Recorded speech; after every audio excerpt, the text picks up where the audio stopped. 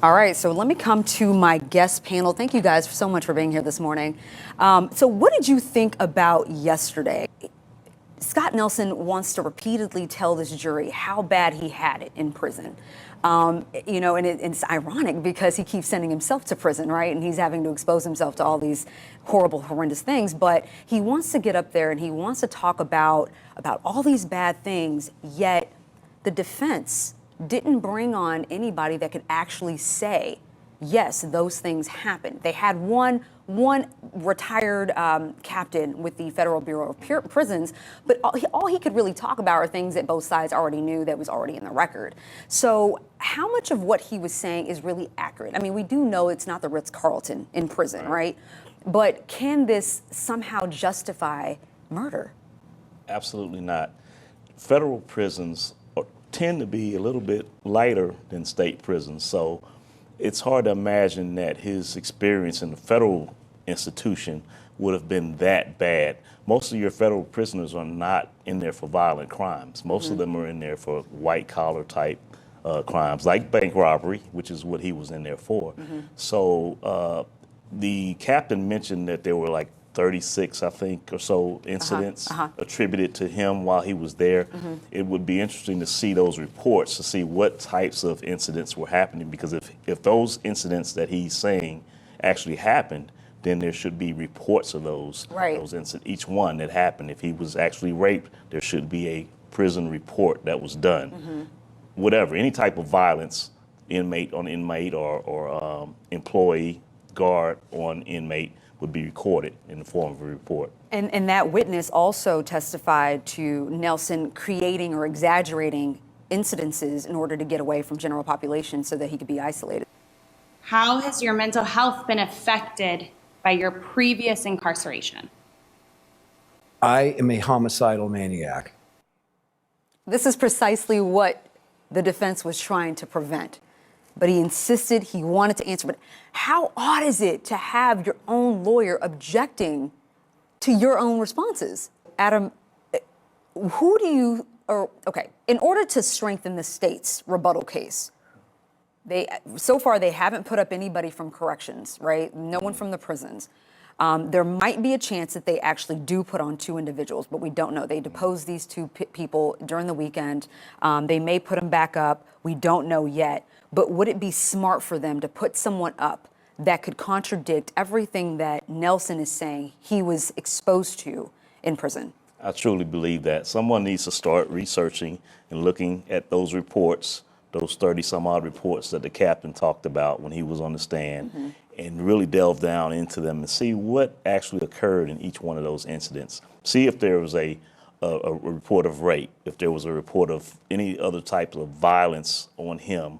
He claimed that somebody was fired, a captain, I believe. He said was fired because of something that happened. He somehow had him raped. Right. Set Did him up that to really happen? Right. You know, that's a strong allegation. Anytime an inmate is moved from one location to another, it's recorded. So if you go from cell block 105 to cell block 606, it's going to be recorded. He claims that this man was moved to his location. Right. I agree. There were 60 incident reports made in, a total span of 20 years of him being in prison. I think they should go through it, comb through it, and see what were exaggerations and lies on his part and what was actually accurate in order to get a full, an accurate reading of what really occurred at his time in prison. All right, guys, so y'all are going to stay put. We got to take a short break, but as soon as the penalty phase resumes, we're going to get you right inside the courtroom, so stay tuned to Court TV Live.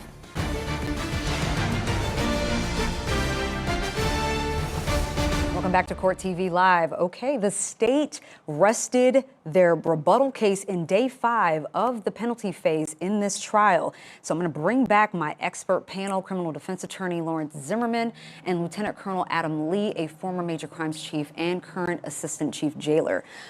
All right, guys, finally we get to talk about all of this, right? Let's unwrap all of this. Okay, so during the breaks, Colonel, we talked about the difference between death row and life in prison. And I asked you during the break, do you believe that Scott Nelson really wants to be sentenced to death? Because we can't necessarily believe everything he says, right? He's been established as a liar. I mean, their own expert psychologist said that he's embellished, exaggerated some things. So when he's on the stand and he says that he does want the death penalty, tell me why you believe that. I think he has an ulterior motive. I don't really believe he wants to die, but I believe he's playing the odds. Scott is 55 years old. The average amount of time on death row is about 20 to 25 years right now. I think the next person scheduled to be executed in Florida is a person that committed a murder in 1994. Wow. So 25 years. So I don't really believe he believes he'll ever be executed. 25% of death row inmates die of natural causes before they're executed. That's a national statistic. So he wants, give me some of the perks. And right now we're looking at a live shot in court with the judge and the attorneys at sidebar. I do believe that the jurors are not in the courtroom, and you see Scott Nelson there right at the defense table. Okay, so, but Adam, tell me again, the perks of being on death row for Scott Nelson. Well, recently I heard a nurse, a corrections facility nurse, describe it as moving from the slums to Beverly Hills. And this is her description of death row where she works at one of the Florida state prisons. She says it's so much different. The food is better. They have their own television. They have their own nurse. Their own nurse, especially right, with his health right. issues that he. Yeah. So the environment, there's not as many fights amongst the inmates. The camaraderie is better. The guards just generally treat the death row inmates better than they do those inmates in general population.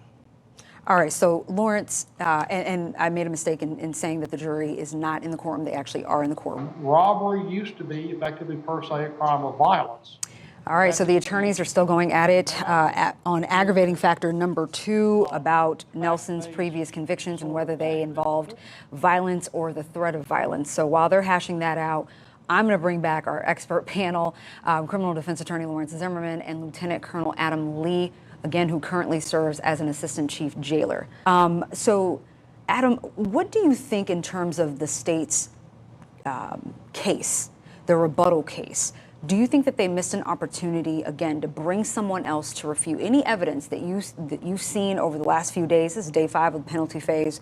Anything that you feel, and this could be a question for both of you, that the state might have missed an opportunity to refute any evidence that the defense put up? I think they pretty much covered all of the bases except for the one part where they could have brought in somebody from the prison system other than the captain who actually didn't know the defendant. Right. He only read over some documents, some paperwork, and he just pretty much prepared himself to testify based on not firsthand knowledge of Mr. Nelson. So if they had brought someone in that actually had contact with Mr. Nelson, some of the former prison guards, even an inmate maybe who had been, was out now, had served his time and was familiar with Mr. Nelson and could testify as to his demeanor while they were cellmates or whatever the case may be, that might have helped. Final thoughts, Lawrence? Well, or, obviously I also, there's a lack of correctional guards coming in to testify what a danger he was to the correctional guards. That would be important for the state to present that, to say this is why we can't even keep him in our prison. He's a danger to everybody here, and there's a lack of that.